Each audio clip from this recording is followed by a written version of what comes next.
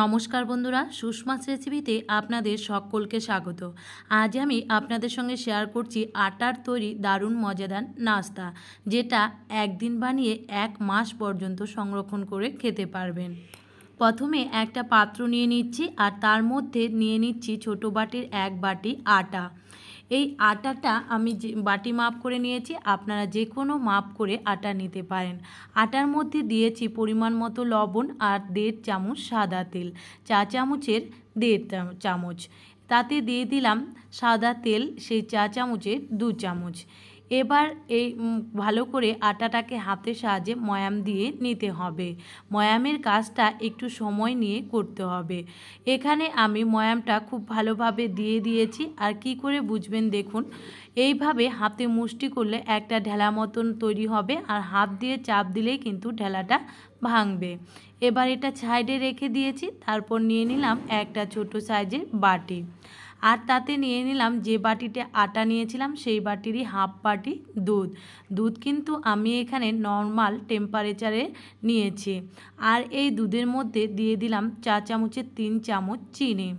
এই চিনিটাকে দুধের সঙ্গে এইভাবে নাড়িয়ে নিতে হবে। খেয়াল রাখতে হবে যাতে চিনিটা দুধের সঙ্গে পুরোপুরিভাবে গলে না যায়। আর এখানে কোনো রকম ঠান্ডা বা গরম দুধ কিন্তু নেওয়া যাবে না।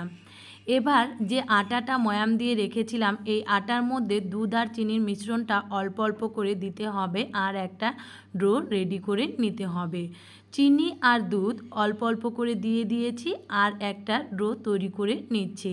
এখানে আমার পুরো দুধটাই লেগে যাবে। আমি এখানে কিন্তু মাপ করে দুধটা নিয়েছিলাম। 1 বাটি আটাতে হাফ বাটি দুধ নিলেই কিন্তু ডোটা তৈরি করা হয়ে যাবে। আর এখানে কিন্তু কোনো রকম জলের ব্যবহার করা যাবে না। তো দেখুন, এখানে এরকম শক্ত করে ডোটাকে তৈরি করে নিতে হবে। আর দেখে নিশ্চয়ই বুঝতেই পারছেন, আমি হাত দিয়ে ছিঁড়ে দেখাচ্ছি ডোটা কতটা শক্ত বা নরম করতে হবে। এর মধ্যে চিনিগুলো কিন্তু দানা দানায় থেকে যাবে। এবার ডোটাকে পুরো ডোটা কিচেন স্ল্যাবের ওপরে নিয়ে এইভাবে হাত দিয়ে চ্যাপ্টা করে নিয়েছি আর ওপর থেকে ছড়িয়ে দিয়েছি শুকনো আটা। এই শুকনো আটার সাহায্যে পুরো ডোটাকে এবার বেলনের সাহায্যে বেলে নিতে হবে। আর বেলার সময় যদি সাইডগুলো ফেটে যায় তাতে কোনো কিছুই কিন্তু হবে না। এবার এই রুটিটা যাতে চারিদিকে সমান হয় উল্টে নিয়ে আমি অপর সাইডটাতেও হালকা হাতে বেলে নেব। বন্ধুরা, দেখে নিশ্চয়ই বুঝতেই পারছেন চিনির দানাগুলো কিন্তু খুব সুন্দর বোঝা যাচ্ছে।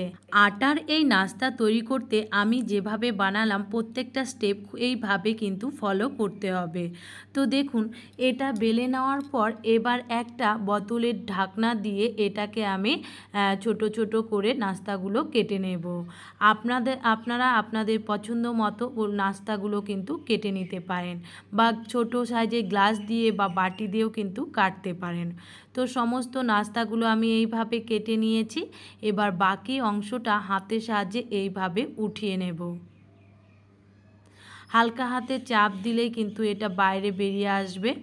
তো সম্পূর্ণটা উঠিয়ে নিয়েছি। এবার বাকি অংশটা দিয়ে একইভাবে আবারও বেলে এই নাস্তাগুলোকে তৈরি করে নেব। এতে কি হয়, নাস্তাগুলো সবগুলো একই সাইজের হয়ে যায়। তো সমস্ত নাস্তাগুলো আমি তৈরি করে নিয়েছি আর আগে থেকেই কড়াতে সাদা তেল খুব ভালোভাবে গরম করে নিয়েছিলাম। এবারে নাস্তাগুলোকে তেলের মধ্যে দিতে হবে। গ্যাসের আঁচকে মিডিয়াম টু লোতে রেখে দিতে হবে। নাস্তাগুলো দেওয়ার পর 1 থেকে 2 মিনিটের মতন এইভাবে রেখে দিতে হবে, কোনো রকম নাড়ানো যাবে না। 1 মিনিট পর আমি এগুলোকে উল্টে নিচ্ছি। দেখুন, অপর সাইডটা খুব সুন্দর হয়ে গেছে। এগুলো উল্টে নেওয়ার পর এই নাস্তাগুলো কিন্তু ওপরের দিকে ফুলে ভেসেও উঠেছে। তো এইভাবে উল্টে পাল্টে নাস্তাগুলোকে ভেজে নিতে হবে। ভাজতে সময় লাগবে 2 থেকে 3 মিনিটের মতন। হাতে একটু সময় নিয়ে নাস্তাগুলোকে ভাজতে হবে। তো দেখুন, এখানে নাস্তাগুলোকে আমি 2 মিনিট পর দেখাচ্ছি। খুব সুন্দর কিন্তু কালার এসেছে। এই অবস্থায় আমি নামিয়ে নিচ্ছি।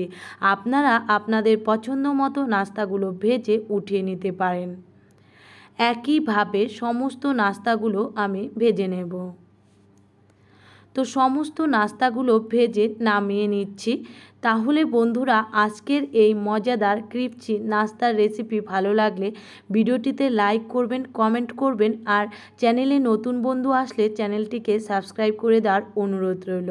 এটা দেখতে যেমন লোভনীয়, খেতেও কিন্তু অনেকই সুস্বাদু। একবার হলেও বাড়িতে বানিয়ে দেখবেন। সকলে ভালো থাকবেন, সুস্থ থাকবেন। দেখা হচ্ছে পরবর্তী কোনো রেসিপিতে। আজকের মতো সবাইকে টাটা।